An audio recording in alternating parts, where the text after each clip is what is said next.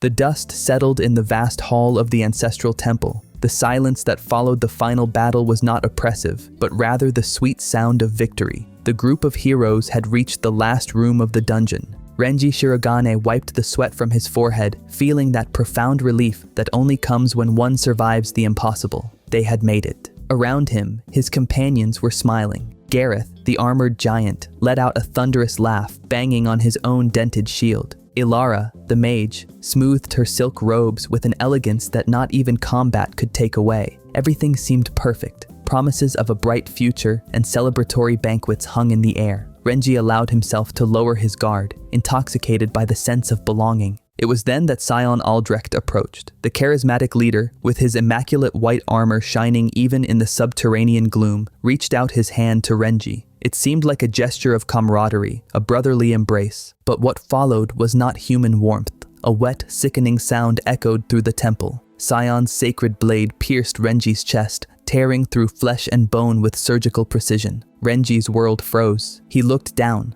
unable to comprehend the metal tip protruding from his back. Dark blood spurted out, staining the pure white of his best friend's armor, creating a violent and absolute visual contrast. It was no accident. The coldness in Sion's eyes said it all. Renji fell to his knees, gasping. He searched the eyes of his companions, pleading for an explanation, for help, but what he found was devastating. Gareth and Ilara watched with indifference, as if they were watching an animal being slaughtered at a butcher shop. The cleric was already intoning a chant, and the runes on the floor began to glow. The only human reaction came from Reena Kurosaki. She was being held back by the others, tears streaming down her pale face. She tried to scream, to protest, but her voice was muffled. Her eyes met Renji's for a second, and then she looked away. Guilt. She knew. They all knew. As Renji's blood touched the sacrifice stone, runic tattoos began to glow on the skin of Sion and the traitors, absorbing the life that was draining from him. With a benevolent, almost fatherly smile, Sion whispered that Renji's role was finally fulfilled. He was not a hero, he was merely the key, a disposable catalyst from another world. Without ceremony, Sion pushed Renji's frail body toward the edge of the abyss opening behind the altar. The fall was silent. The square of light from the dungeon entrance grew smaller and smaller until it disappeared completely. Renji was swallowed by the negative space, plunging into a darkness so dense it felt solid.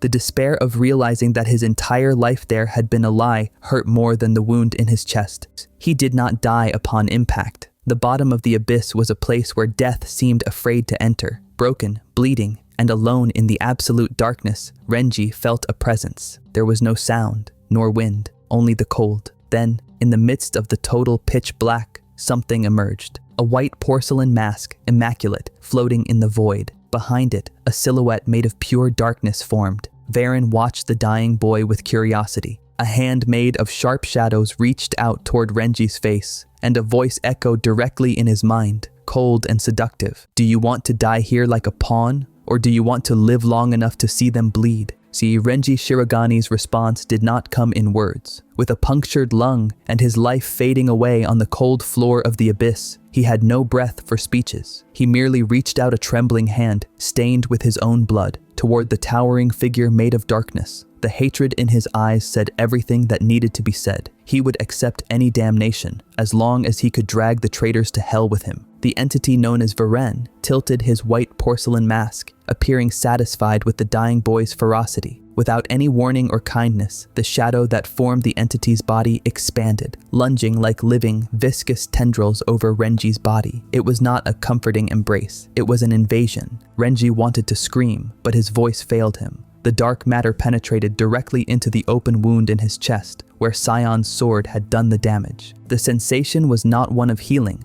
but of violation. It was as if liquid ice and crushed glass were being pumped into his arteries, stitching torn flesh with threads of pure darkness. The pain of death was sweet compared to the agony of rebirth. When the pain finally subsided to a constant, dull throb, Renji lay in a pool of cold sweat. He touched his chest. The skin was intact, but cold as marble, and beneath the surface, black veins pulsed rhythmically, pumping a strange energy that did not belong to a human. He was alive, but he felt less than before, or perhaps more. A cold voice cut through his thoughts. Varen, now seated on a makeshift throne he had shaped from the surrounding shadows, watched with disdain. He ordered the boy to stand up. There was no time for self-pity. The abyss smelled of fresh blood, and the neighbors were hungry. Before Renji could even steady his trembling legs, a guttural sound echoed in the darkness. 2 white dots shined in the pitch black, followed by the sound of claws scraping against stone. A beast of the abyss, a creature that looked like a skinless wolf made of nightmares, emerged from the dark, salivating.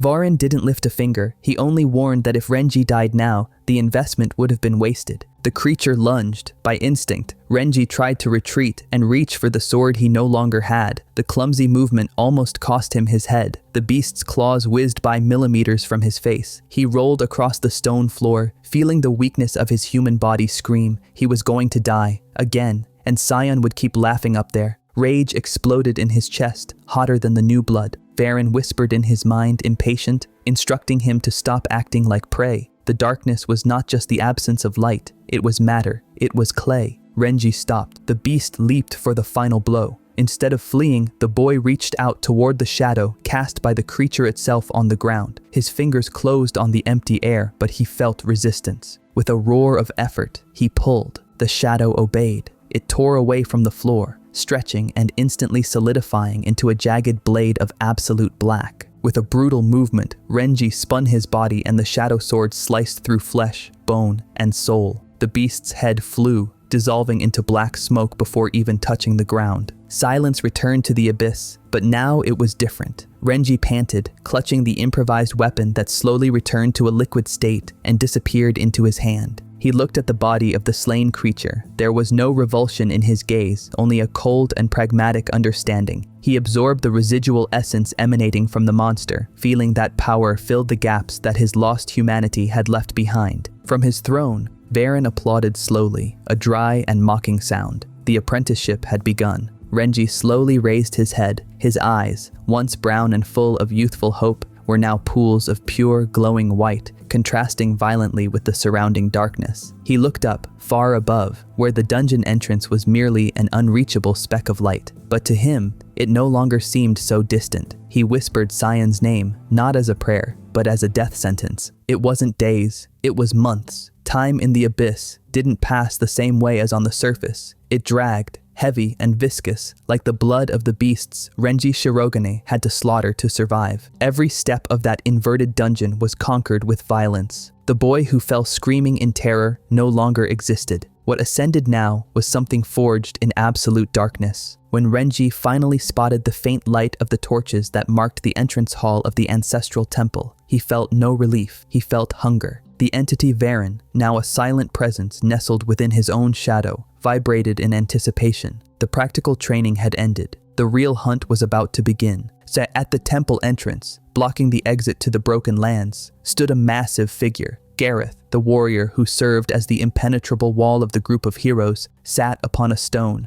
polishing his enormous tower shield. He had been left behind by Sion to ensure that nothing came up, a task he considered tedious and unworthy of his talent. Upon hearing footsteps, Gareth stood up lazily, expecting to see some wandering monster. When his eyes landed on Renji's tattered silhouette, he blinked in confusion before letting out a thunderous laugh. He sneered, asking if the sacrifice had decided to crawl back from the grave to beg for a second death. To the armored giant, it was a joke. Renji had always been the weakest, the baggage carrier. The fact that he had survived the fall was merely an annoying detail. Renji didn't respond to the provocations. He continued walking at a steady pace, his footsteps making no sound at all on the stone. Irritated by the silence, Gareth brandished his shield and charged forward. He shouted that he would crush the remaining bones in the boy's body and finish the job that Sion had started. Gareth's shield bash was devastating, capable of toppling castle walls. But when the metal collided with the target, there was no impact of flesh and bone. There was only the sound of rushing wind. Renji's body dissolved into wisps of black smoke at the last second, dispersing like ink in water. Gareth skidded to a halt, looking around frantically, his warrior's instinct screaming that something was fundamentally wrong. Renji's voice echoed, not coming from a specific place, but from all directions at once. He commented dryly on how thick Gareth's armor was, perfect for blocking blades and arrows. But then, he asked a question that chilled the giant's blood. How did he plan to block something that was already inside his defense? Before Gareth could react, he noticed that his own shadow on the ground was moving independently. It climbed up his legs, ignoring the plates of enchanted steel, sliding like living oil into the gaps of his armor. Terror took hold of the warrior's face. Renji materialized partially behind him, his white eyes glowing with pure malice. With a simple gesture of closing his hand, he solidified the shadow that had invaded the suit. The sound was sickening and muffled. Spikes of solid dark matter exploded from the inside out, piercing Gareth's flesh and deforming the metal of his impenetrable armor. He didn't even have time to cry out for mercy. His lungs were punctured instantly. The giant fell, dead, a grotesque puppet held up only by the black stakes that impaled him. But what happened next surprised even Renji. At the moment of death, Gareth's body did not just bleed. It released a shockwave of dense and oppressive magical energy, making the entire temple tremble. Invisible runes in the air shattered with the sound of breaking glass. In Renji's mind, Varen's cold laughter echoed with satisfaction. "One seal down," the entity whispered, as Renji absorbed the remains of that strange energy, feeling stronger, but also emptier. The shockwave that radiated from the ancestral temple did not just knock dust from the ruins, it traveled through the earth like a shiver running down a spine. Days later, Renji Shirogane crossed the gates of the City of Stone, a frontier fortress where civilization desperately tried to ignore the chaos of the Broken Lands. He pulled the hood of his tattered cloak further forward, concealing the unnatural glow of his eyes, but that did not stop the instinctive reactions around him. It was a curious sight. The main street was crowded with merchants, adventurers, and charlatans, a sea of colors and noises. However, wherever Renji stepped, the sea parted. No one bumped into him. People moved away unconsciously, feeling a primal discomfort, like animals that sense the presence of a predator even before seeing it. In the young man's mind, Varen's voice whispered with amusement, commenting on how those sheep knew how to recognize the wolf even in disguise. On the other side of the market square, the sensation was different for Reena Kurosaki. While inspecting mana crystals at a stall, she felt a sudden tightening in her chest, a magical resonance that made her fingers tremble. It was not just a tremor of the earth, it was the cry of something ancient being broken. She looked toward the horizon, in the direction of the mountains where the forbidden temple lay, her dark eyes reflecting a deep concern. She had been in the city for weeks, following vague clues and whispers of strange activities in the ancient dungeons, driven by the guilt that had been gnawing at her since the day of the ritual. Reena muttered to herself, questioning if that could be a sign. The magic she felt had a metallic and dark flavor, something that reminded her terribly of the day they lost Renji. She dropped the crystal and began to walk hurriedly, guided by an intuition she prayed was wrong. Meanwhile, Renji had diverted into the dark alleys, where sunlight did not reach and the shadows were deep and welcoming. He was seeking information, not merchandise. His search was interrupted when 3 figures blocked the path of an elderly merchant, shoving him against the damp stone wall. They were local thugs, confident and loud, brandishing rusted knives. Renji did not stop. He kept walking toward them, his presence silencing the laughter. One of the thugs, irritated, spun his knife and lunged at the hooded intruder. There was no fight. There was only darkness. Without taking his hands out of his pockets, Renji allowed the shadows of the alley to come to life. They rose from the ground like black spears, piercing the 3 attackers simultaneously. There were no screams, only the wet sound of flesh being pierced and the dull thud of bodies falling. The merchant, pale and trembling, tried to offer his thanks, but Renji's hollow gaze made him swallow his words. The Avenger only asked in a monotonous voice where he could find the Tower of the White Mage. The old man, terrified, pointed to the north, stammering the name, Alara. With the name of his next target etched into his mind, Renji pulled up his hood again and left the alley, turning the corner to the left to exit the city.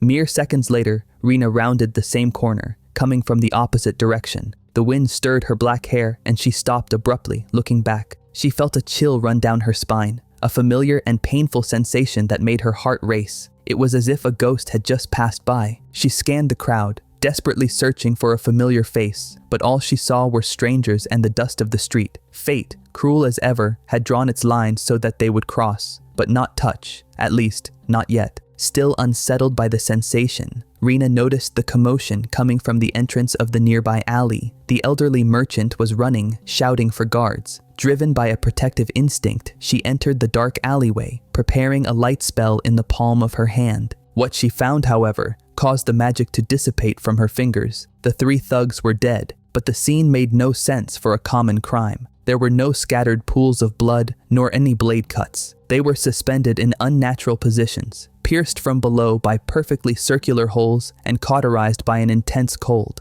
Reena knelt near one of the bodies, touching the edge of the wound. There were still remnants of a dark, dense, and oily energy. Her eyes widened in horror and recognition. She had seen theoretical descriptions of this type of magic before, but she never imagined seeing it applied with such brutality. A whisper escaped her lips, heavy with a terrible hope. Renji? Leaving behind the scent of blood and the dampness of the alleys, Renji Shirogane walked toward the noble zone of the stone city. There, rising like an accusing finger pointed at the gray sky, stood the Tower of the White Mage. The structure did not seem to belong to that world of ruins. Its walls were of a polished marble so white it almost hurt the eyes, immaculate, without a single stain of moss or soot. It was a fortress of manufactured purity. As he crossed the double doors of white oak, Renji felt the atmosphere change. The air inside was artificially scented with lavender and ozone, designed to mask the stench of decay that came from the broken lands. The lobby was spacious, circular, and irritatingly bright. Crystal display cases showcased amulets and potions with exorbitant prices, promises of divine protection for desperate adventurers. In Renji's mind, Varn's voice distilled poison, noting how hope was a profitable commodity, especially when false. At the top of the spiral staircase, the mistress of the castle waited. Elara was reclined in a velvet chair, examining a large ruby against the light streaming through the high windows. She wore white silks embroidered with gold thread, the very image of holiness and success. When her eyes landed on the ragged and shadowy figure ascending the steps, her expression was not one of fear, but of disgust, as if someone had brought mud into her temple. Without rising, the mage questioned how a beggar had bypassed the entrance wards. She spun her staff lazily, the crystal at its tip beginning to glow with a pulsing light. Renji did not answer with words. He simply continued climbing, the predatory aura around him making the crystals on the shelves vibrate. It was then that Elara realized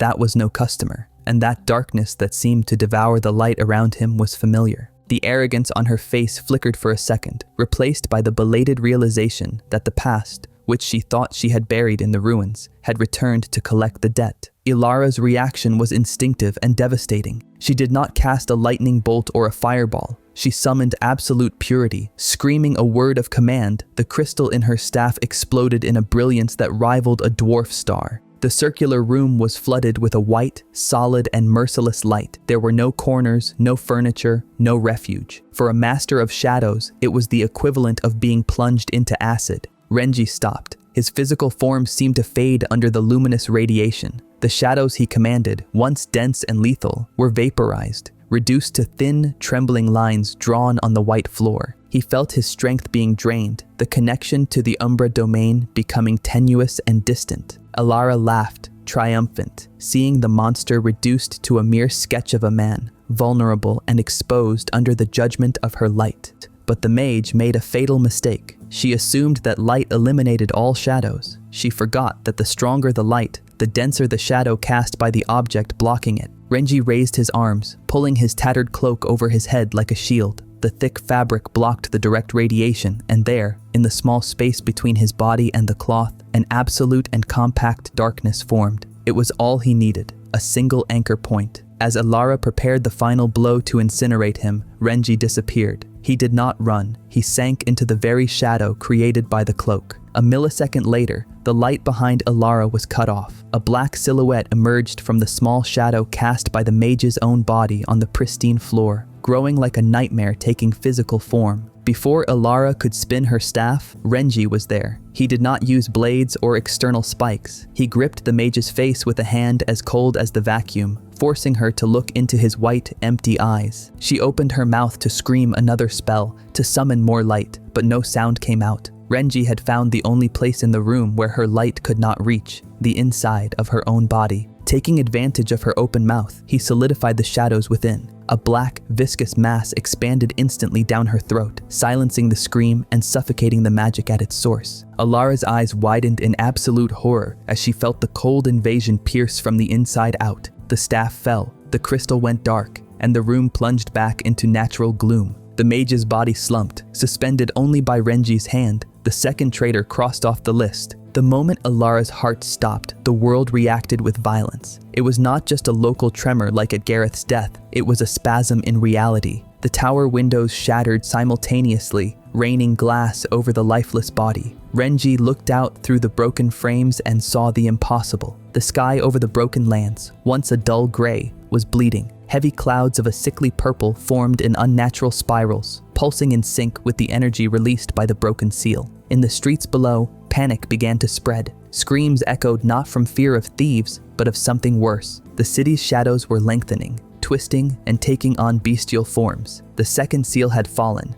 and with it, the barrier that kept the nightmares outside began to crumble. Still atop the tower of the White Mage, the wind howled through the shattered windows, bringing with it the scent of ozone and sulfur. Renji Shirogane remained motionless, his silhouette outlined against the pulsing glow of a sky that had traded its gray for a sickly purple. At his feet, Alara's lifeless body seemed insignificant, just another piece of rubble in a crumbling world. The murder had been executed, the vengeance satiated, but the price was being paid down below, in the streets of the Stone City. Watching from that height, the city looked like an anthill that had just been kicked. The shadows, once harmless projections of buildings and statues, had detached themselves from the ground. They writhed, gaining volume and claws, hunting the civilians who ran in blind panic. In Renji's mind, Varen's voice echoed with a disturbing satisfaction, whispering that this was the true face of the world, free from the lies of the seals. The entity suggested they depart immediately, taking advantage of the confusion to disappear into the broken lands before more troublesome heroes arrived. Meanwhile, in the lower districts, the situation was one of absolute despair. Reena Kurosaki was cornered in a plaza, serving as the sole shield between a group of terrified civilians and a pack of bestial shadows. Her magic, usually flawless, was being tested to the limit. She raised a dome of translucent crystal, but the creatures did not stop striking. Each impact resonated like a funeral bell, creating webs of cracks on the barrier's shimmering surface. Cold sweat trickled down Reena's face. She knew she could not hold out much longer. The cruel irony of the situation did not escape her. She had come to the city seeking answers about the survival of an old friend, and now she was about to die from the consequences of his actions, though she did not yet understand the full extent of that connection. When one of the shadow beasts, larger than the others and with jaws that looked like tears in the fabric of reality, prepared a devastating blow, Reena closed her eyes, offering silent apologies to whoever might be listening for having failed. From the top of the tower, Renji's white eyes caught that familiar glow about to extinguish. He recognized the magic. He recognized the defensive stance. Varen noticed the hesitation and immediately changed his tone, hissing that saving that girl would be a mistake, a weakness that would compromise the vengeance. He argued that she was part of the group of traitors, that she deserved to burn along with the rest of the city. But for the first time since emerging from the abyss, Renji ignored his shadow patron. Without saying a word, he ran toward the edge of the destroyed balcony and threw himself into the void. He did not fly. He fell like a meteor. The wind tore at his ragged cloak as gravity pulled him toward the center of the conflict. During the freefall, Renji condensed the shadows around his body, transforming himself into a living spearhead, black and dense, aiming exactly at the center of the plaza where Reena's light was about to be extinguished. The crystal barrier shattered with a piercing sound, and the shadow beast lunged to devour the mage. But before the claws could touch Reena's skin, something collided with the ground with the force of a tectonic explosion. A shockwave of pure darkness repelled the creatures, hurling them against the walls of the ruined buildings. In the center of the newly formed crater, shrouded in black smoke and dust, a figure slowly rose. Renji gave the beast no time to recover. What followed was not a battle. It was a one-sided massacre. He extended his hands, and dozens of black spikes sprouted from the ground, impaling 3 monsters simultaneously. He moved with a terrifying fluidity, teleporting between the shadows of the creatures themselves to decapitate them with blades formed from his cloak. He fought in absolute silence, an efficient killing machine that was not there to save the city, but to clear a specific perimeter. Reena, fallen and dazed, watched that storm of violence, unable to look away from that brutally familiar fighting style. When the last monster dissolved into a pool of tar, silence returned to the plaza, heavy and oppressive. Renji stood with his back to her, his heavy breathing being the only audible sound. The plates of shadowy armor covering his body began to dissolve, revealing the long coat and the scars that marked the back of his neck. With trembling hands, Reena whispered his name, a mixture of disbelief and hope that seemed to ache as it was spoken. He turned slowly. For the first time, she saw his face under the new apocalyptic light. The pale skin, the hard lines of someone who had seen hell, and those eyes, white, empty, Devoid of the humanity she once knew, Reena tried to stand, taking a faltering step toward him,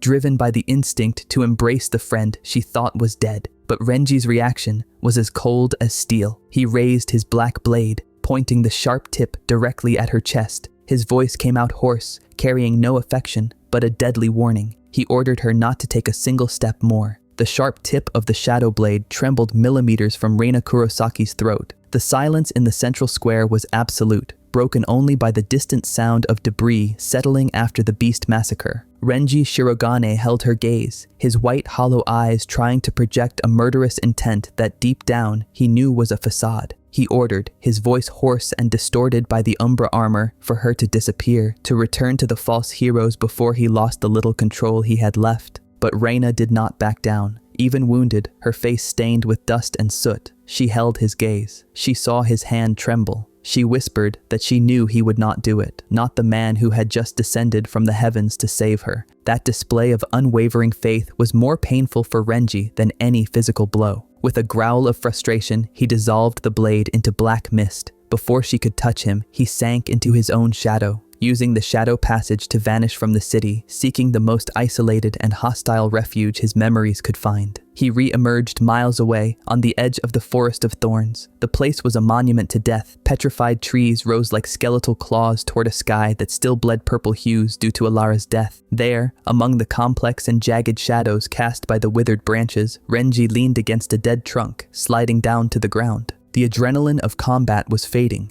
giving way to a crushing exhaustion and the insidious voice of Varen, who mocked his sentimental weakness. It didn't take long for him to feel her approach. Reena didn't use speed or strength. She used magical tracking, following the residual trail of his energy. When she broke through the tree line, breathing heavily and clutching her wounded arm, Renji didn't even bother to stand up. He only asked, with an infinite weariness, why she insisted on chasing a ghost. Her answer would change everything. She wasn't there just for him. She was there because she discovered what Sion had really done in that ritual. Reena approached, ignoring the hostile aura emanating from him, and used a stick to draw in the gray dirt. She explained, her voice choked with emotion, that she had searched the forbidden archives after Renji's disappearance. The ritual wasn't just for gaining power. Renji's sacrifice transformed the participants into living seals. She drew 5 interconnected circles. Each of them contained a part of an ancestral entity, the god of ruin, preventing it from manifesting physically. The horror of the situation began to settle in Renji's mind as she spoke. When he killed Gareth, the first seal broke. When he killed Alara, the sky changed and the shadows came to life. Reena looked into his eyes, pleading for him to understand. His vengeance was not justice, it was a key. If he killed Sion and the others remaining, he would unleash the apocalypse upon the broken lands. He was being manipulated to be the executioner of the end of the world. Before Renji could process the information, a dry and elegant laugh echoed through the dead forest, appearing to come from all directions at once. The shadows of the trees elongated unnaturally, converging at a point behind Renji.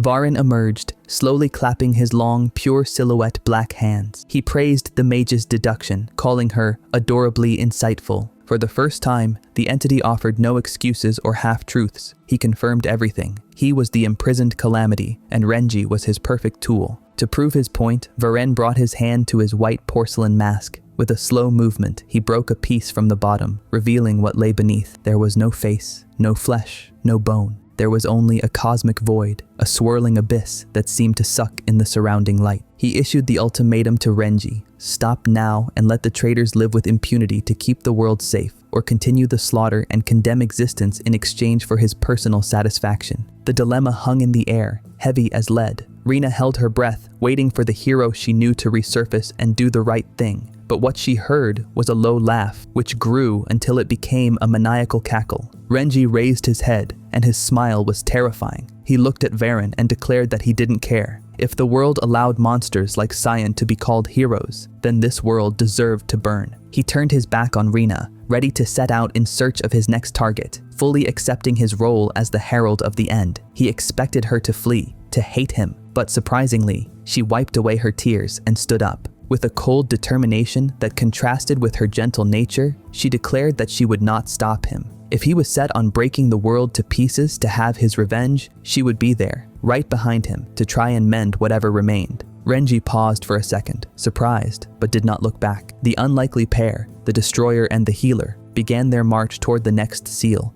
While darkness consumed the forest of thorns, hundreds of miles away, light reigned absolute and suffocating. The white capital was a monument to order and purity, a perfect visual antithesis to the chaos left behind by Renji Shirogane. At the highest point of the city, inside the gargantuan Cathedral of Light, the silence was broken only by the echo of metallic footsteps upon the immaculate marble floor. Everything there was white, designed with clean lines and divine symmetry, leaving no room for shadows or imperfections. Walking through this sacred corridor was Sion Aldrecht. His polished armor reflected the sunbeams that pierced through the stained glass windows, making him appear like an entity made of pure light. But at that moment, the hero's posture wavered. He stopped abruptly, bringing his hand to his chest. A sharp pang, cold and distant, pierced his soul. He knew what it meant. The mystical connection that bound the 5 traitors shuddered and broke once more. Ilara was dead. The second seal had fallen. Sion rushed to his private quarters, locking the heavy doors behind him. The mask of benevolence fell instantly, replaced by an expression of pure panic. He approached an ornate, full-length mirror. The reflection staring back at him was not that of the charismatic young leader whom the world adored. For a fraction of a second, his eyes saw something decrepit, an aged and distorted figure, as if the magic that sustained his youth and power were leaking through the cracks left by the deaths of his companions. He punched the mirror, but stopped millimeters from the glass, his breath coming in gasps. Paranoia began to whisper in his ears. Gareth fell to brute force. Ilara fell to magical arrogance. Renji's ghost was drawing near, a blot of black ink in his perfect white world. But Sion was no fool like the others. He understood that it was no longer about individual strength. It was a war of narratives, and he still held the pen that wrote history.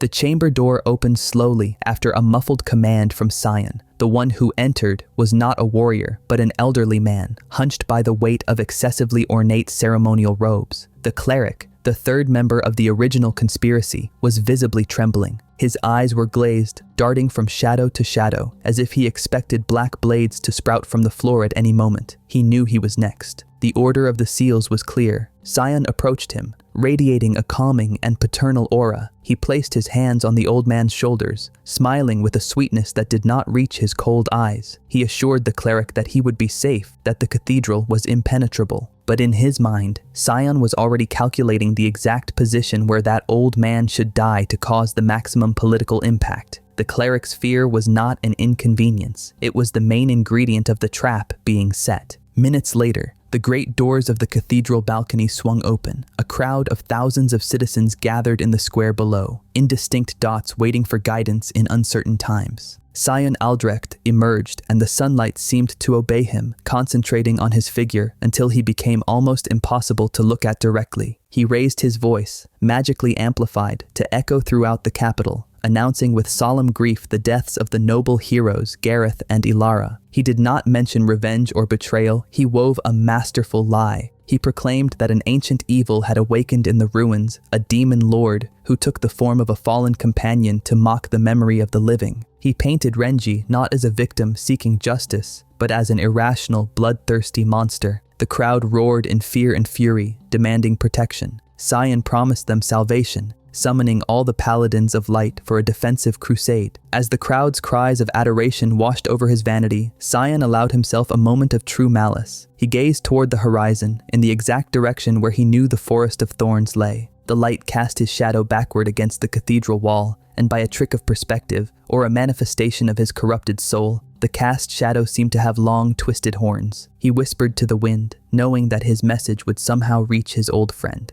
The smile on his face was an invitation to death. The stage was set, the actors were in position, and the cleric was already positioned at the altar of sacrifice. Sion silently challenged Renji to come seek his revenge, aware that by stepping into the White Capital, the Avenger would be stepping on the throat of the world itself. The monastic fortress rose like a mountain of white stone and holy iron, blocking the horizon with its oppressive geometry. There were no guards on the walls, nor banners fluttering in the wind. The silence that enveloped the place was heavy, artificial. The the kind of stillness that precedes a disaster. Renji Shirogane stood before the colossal gates, his black overcoat looking like a tear in reality against the excessive whiteness of the construction. He knew, with the certainty of a veteran predator, that every inch of that place had been prepared to be his tomb. Beside him, Reena Kurosaki adjusted her tactical gloves, her eyes sweeping the empty battlements with evident concern. She commented, in a low voice, that the concentration of holy mana inside was dense enough to suffocate. It was an obvious trap, an invitation to slaughter. Renji did not respond with words, only with a step forward. The shadows beneath his feet stirred,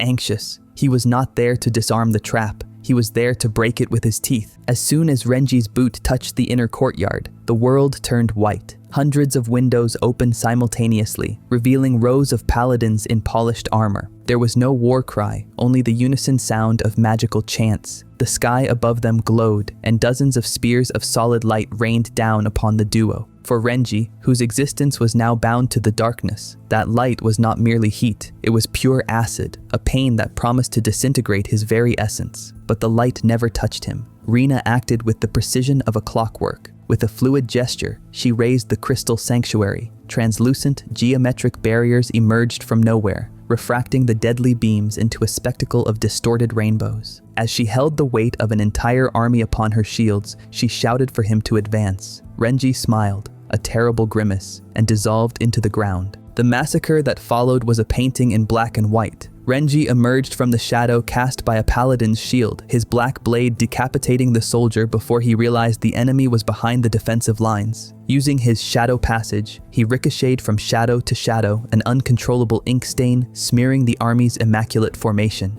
10 men fell in a single second, their armor useless against the dense matter of the abyss. However, the light was relentless. Whenever a paladin attempted to purify the area with area of effect spells, Reena's barriers would surge to intercept the damage, protecting Renji's blind spots. It was a perfect and terrifying symbiosis. He was the absolute sword, she was the impenetrable shield. The paladins, who believed they were fighting a lone demon, found themselves facing a coordinated duo that transformed their faith and discipline into panic and blood. At the center of the formation, protected by an elite of royal guards, was the target. The cleric cowered on the ground, clutching a holy symbol so tightly that his fingers bled. He watched his defenders fall one by one, swallowed by black thorns that sprouted from the marble floor. When the last guard fell, Renji materialized before the old man, his breathing calm, his overcoat dripping with liquid darkness. The cleric tried to stammer a plea for mercy, invoking the old days of companionship, but Renji no longer heard human voices, only the whisper of his vengeance. He reached out his hand and the space around the traitor distorted. There was no cut, nor blood. A sphere of absolute vacuum expanded, and, in the blink of an eye, the cleric simply ceased to exist, consumed by the hunger of the Umbra domain. The third seal was broken. The cleric's death triggered an immediate reaction. A violent tremor shook the fortress, cracking the stone walls as if they were eggshells. The sky above darkened, tinged with a sickly red. But amidst the dust and falling debris, a figure emerged, slowly clapping. Sion Aldrecht was there, immaculate, without a speck of dust on his armor. Renji spun, preparing to attack, but his instinct screamed too late. Sion did not look at him. He pointed his finger at Reena, who was momentarily exhausted after maintaining the barriers. The ground beneath her feet glowed with a complex magic circle, prepared in advance at that exact spot. Before Renji could use his shadow passage to reach her, the light swallowed Reena. With a cold and calculating smile, Sion's projection vanished along with her, leaving Renji alone in the ruins, victorious in his slaughter, but strategically defeated. The sound of Sion Aldrecht's laughter still seemed to bounce off the broken stones of the monastic fortress, even though he had already disappeared minutes ago. Renji Shirogane remained motionless, his eyes fixed on the empty space where, moments before, Reena Kurosaki had struggled to maintain her barriers. There was nothing there now, only the scent of ozone from the teleportation magic and absolute silence, a silence that weighed heavier than any armor. He tried to take a step forward, but his legs failed him. Renji's body, which during the combat had been sustained by adrenaline and hatred, was now demanding its price. The burns caused by the paladin's spears of light, which he had ignored while Reena protected him, began to sizzle. White smoke rose from his shoulders and flanks. Without her support magic, the residual light acted like a poison, corroding the dark matter that now composed his flesh. But leaving the fortress was a slow torture. The sky above the broken lands had changed. With the death of the third seal, the gray clouds gave way to a firmament the color of clotted blood. It began to rain, but it was not clean water. It was a thick, oily rain that mixed with the mud of the road, turning the path to the capital into a black swamp. Renji walked like the living dead, dragging his left leg, which no longer responded to his commands. With every kilometer, he left behind a trail of dark ichor, the substance that had replaced his blood. His vision wavered, the horizon distorting into grotesque shapes. He knew that the white capital was days of marching away for an ordinary man, but he was no longer an ordinary man, and time was a luxury that Sion would not grant him. He forced the shadows to solidify around his broken bones, creating makeshift splints of pure darkness to keep his body upright. It was then that he realized he was not walking alone. Beside him, with light steps that did not sink into the mud nor splash water, was Varen. The entity wore its usual humanoid form, a silhouette of perfect darkness adorned only by that white porcelain mask, immaculate and smiling. He did not seem to walk. He glided through reality, a smudge of negative perfection in a filthy world. Varen commented on the irony of the situation in a tone of voice that sounded like tearing velvet. He pointed out that it was Renji's human hesitation, his emotional dependence on Reena, that had allowed Sion to win. He said that as long as Renji clung to this fragile mortal half, he would always be surpassed by the relentless light of heroes. The offer was implied in every soft word. Abandon the pain, abandon your humanity, and nothing will be able to stop you. The walls of the white capital loomed on the horizon like a giant's teeth. They were tall, made of marble, reinforced with magic, gleaming even under that apocalyptic sky. To Renji, they seemed unreachable. His shadow splints dissolved, his concentration broken by exhaustion. He fell to his knees in the mud, just a few meters from the closed drawbridge. He tried to get up, but his arms trembled uncontrollably. The image of Reena being swallowed by the light in the fortress played repeatedly in his mind, blending with memories of his life on Earth, of a time when pain was just a scraped knee. Now, he was a crawling monster, a pathetic creature trying to invade the heavens. He dragged himself along, using his elbows, leaving a trail of black slime on the immaculate pavement of the city entrance. Renji reached the colossal gates. The wood was reinforced with blessed iron, engraved with protection runes that burned his skin just by their proximity. He was blocked, too weak to fight, too broken to use magic. Varen stopped beside him, leaning over like someone observing a wounded animal, and extended a hand gloved in shadows. The whisper came directly into Renji's mind. There was no way to save Reena by being Renji. He needed to be the abyss. With a stifled cry that was not of pain, but of surrender, Renji closed his eyes. The part of him that felt fear, the part that hesitated, was pushed to the depths of his soul. He accepted the total darkness. When he placed his hand upon the sacred gate,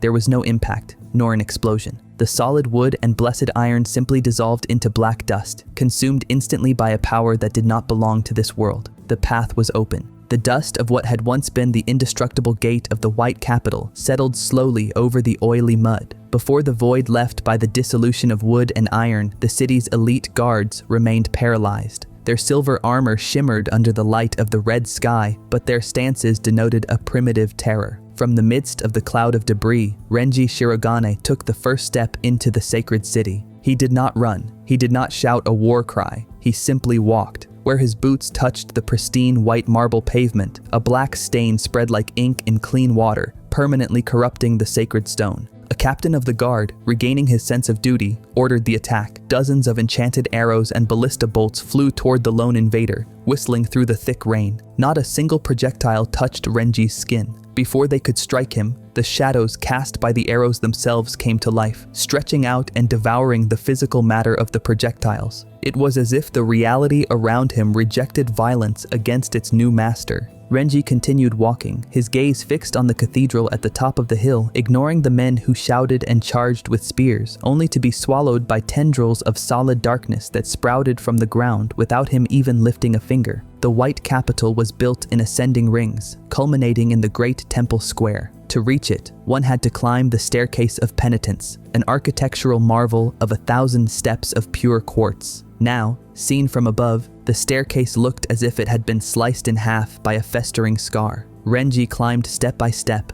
leaving his trail of destruction. His physical body screamed. With every step, bones cracked and torn muscles protested, but the pain felt distant, muffled by a thick layer of mental anesthesia. Varen floated right behind him, invisible to the world, but whispering encouragements that sounded like macabre poetry. The entity reminded Renji that such pain was human and that he was transcending that limiting condition. There was no more resistance. The soldiers had fled or been consumed. The city was silent, except for the sound of the oily rain and the heavy, wet footsteps of the Avenger. Upon reaching the final step, Renji stopped. Before him, the gigantic doors of the Cathedral of Light stood open, a clear and arrogant invitation. The interior glowed with a golden luminosity that stung his eyes, accustomed to the umbra, but he did not look away. He entered, bringing the night with him into the eternal day. The interior of the cathedral was an affront to the misery outside. Colossal stained glass windows filtered the light to create an atmosphere of celestial peace, ignoring the bloody sky that covered the world.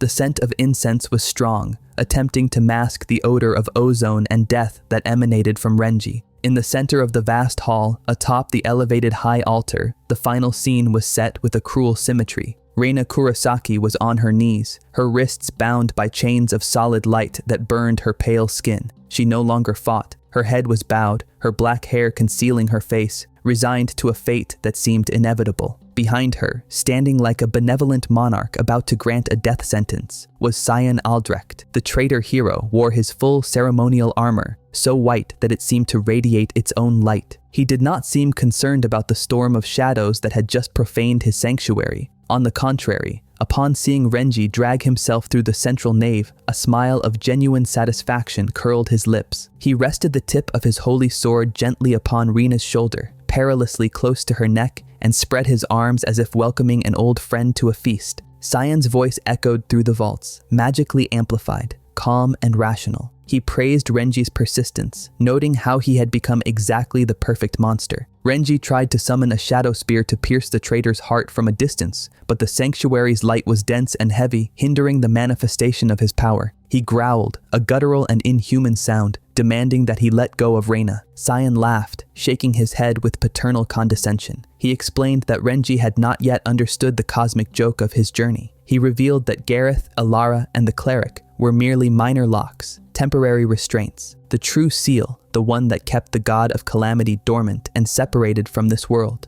was not a place or an object. With a sudden movement, Sion pulled Reena's head back by her hair, exposing her throat to the glowing blade. He looked into Renji's hollow eyes and decreed the final truth. He was the jailer, Reena was the living key, and Renji had been forged by all that suffering only to be the hammer strong enough to break her. There was no cry of denial, no villainous monologue, nor a pause to process the horror of the revelation. The instant Sion Aldrecht's words finished echoing, the cathedral's atmosphere shattered. Renji Shirogane exploded into motion. The marble floor where he stood simply vanished, swallowed by a crater of liquid darkness, propelling him forward like a projectile of pure hatred. The distance between the nave and the altar was closed in the blink of an eye. Renji materialized a colossal claw of shadow, seeking to tear off the golden hero's head. But the white capital was no ordinary battlefield. It was the domain of light. Before the claws could touch the immaculate armor, the air around Sion glowed with nuclear intensity. Renji's solid shadow evaporated instantly upon contact, hissing like water on a hot griddle. Sion did not even fully unsheath his sword. With a disdainful gesture of his free hand, he summoned a pillar of concentrated light that struck Renji in the chest. The impact was devastating. There was no shadow to cushion it. The light burned the very essence of Renji's power, hurling him back against the cathedral's wooden pews, which shattered into 1,000 pieces. Renji tried to stand, but his body responded slowly. Black smoke rose from his wounds, attempting to regenerate the scorched flesh, but the sanctuary's ambient light acted like constant acid, suppressing his healing. Varen laughed in his mind, a cacophony of derision, reminding him that fighting the light using shadows in that place was suicide. From the altar, Sion descended the steps floating, his white cloak billowing without a wind. He looked like a deity punishing an insect. He commented in a bored voice that he expected more from the hammer forged by the abyss. Beams of solid light rained down from the destroyed ceiling, piercing Renji's shoulders and legs, pinning him to the floor. Each beam seared his nerves, but Renji had long since forgotten what pain felt like.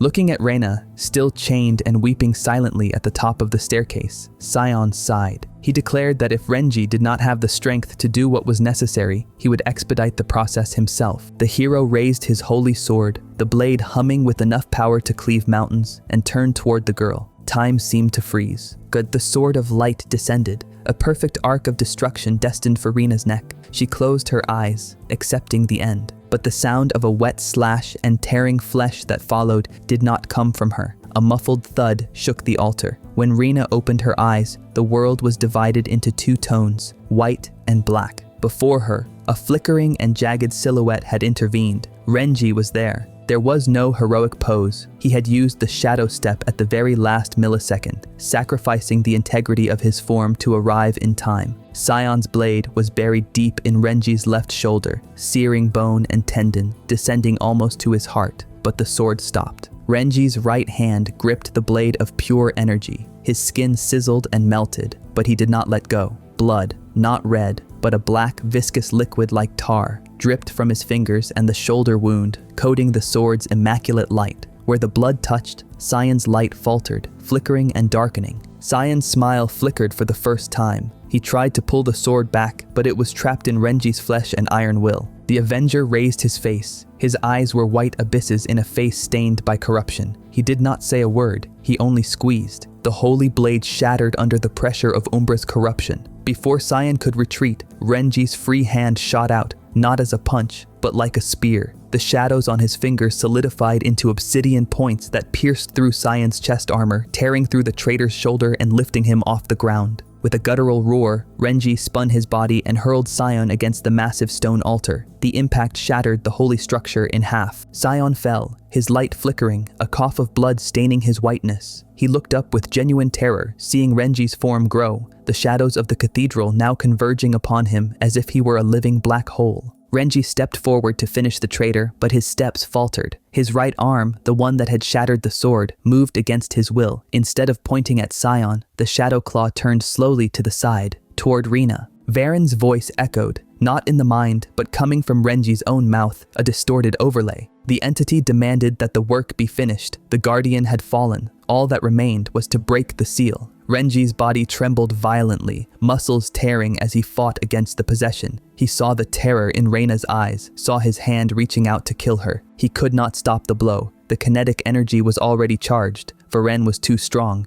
but if he could not stop it, he could redirect it. With a scream that tore through his throat, Renji twisted his own torso, breaking ribs in the process. The lethal claw, destined for Reena's heart, hissed through the air and descended with the force of a meteor upon the exposed chest of Sion, who was attempting to stand. The sound of bone and armor being pulverized filled the sacred silence. The thundering sound of Sion Aldrecht's body being crushed against the altar ceased, leaving behind only the sound of settling dust and ragged breaths. Renji Shirogane fell to his knees, his body finally taking its toll for the limits he had transgressed. Viscous black blood dripped from his wounds, hissing as it touched the sacred floor of the ruined cathedral. He had defeated the hero, but the war within his own mind was only beginning. A cold laugh, devoid of any humanity, echoed not in Renji's head, but in the physical air around him. The shadow cast by his body, normally an obedient extension of his will, began to seethe. Varen had lost his patience. The entity realized that his tool was broken. Renji's hatred was strong, but his refusal to sacrifice Reena made him useless for the final blow. With a sickening sound of tearing fabric, the shadow on Renji's back rose, gaining volume and density. It was no longer a two-dimensional projection on the floor. The darkness solidified, violently separating itself from its host, flinging Renji's exhausted body away as if discarding an empty husk. Before the rubble of the altar, the manipulator's true form revealed itself. Varen was an imposing silhouette, a cutout of absolute black against the gray backdrop of the ruins. He had no texture, no depth. He was a hole in the fabric of reality in the shape of a distorted and elongated nobleman. The only visible detail was a white porcelain mask, immaculate and expressionless, floating where a face should have been. The entity turned its mask toward Reena Kurosaki. She stood paralyzed at the top of the destroyed staircase, the broken chains hanging from her wrists. Varen commented in a voice that seemed to come from all directions at once, that if the human refused to break the seal, he would do it himself. He raised a long, thin arm, and the darkness around him sharpened into blades. Renji tried to stand up, but his muscles would not respond. Without Varen sustaining his shattered biology, the pain from his injuries was paralyzing. He watched, helpless, as the liquid death advanced toward the only person who kept him human. But Reena did not back down. Her eyes, red from crying, fixed not on the monster, but on the fallen Renji. She understood, in an instant of desperate clarity, the nature of the power he wielded. Light and shadow were not opposites that canceled each other out. They were interdependent. The stronger the light, the deeper the shadow. She raised her trembling hands and began to chant, not a spell of attack, but of pure illumination.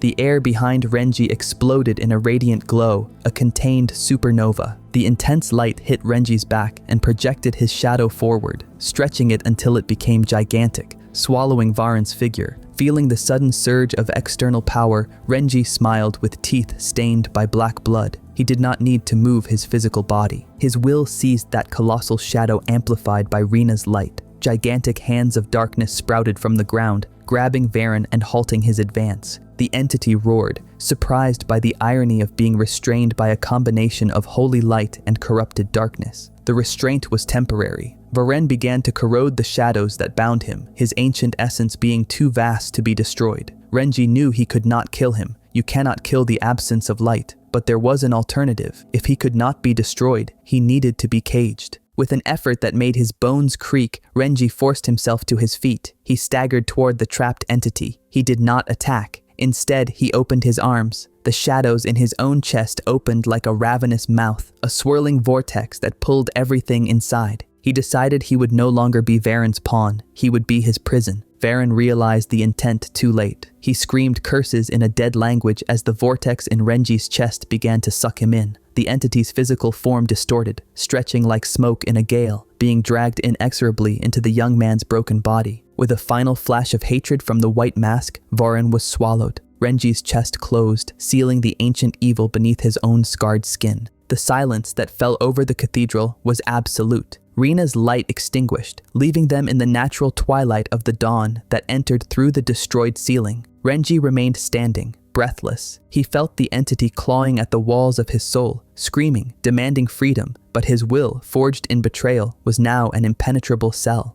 He looked at his hands. They were trembling, not with fear, but from the constant restraint that would now be his life. Reena descended the steps and stood before him. Renji looked away, expecting rejection. He was a complete monster now, a vessel of living darkness. But she did not recoil. She held his hand, her pale skin contrasting with his, which was stained with magical tar. There were no words of thanks, nor declarations of love, only the mutual recognition of two survivors in a world that no longer wanted them. They left the white capital behind, ignoring the broken body of the false hero on the altar. Renji walked with difficulty, shadows leaking from his back like broken wings, dragging across the ground. They headed toward the vast and desolate horizon of the broken lands. The revenge was over, but the penance was only beginning, and so, the world did not end. It only changed masters.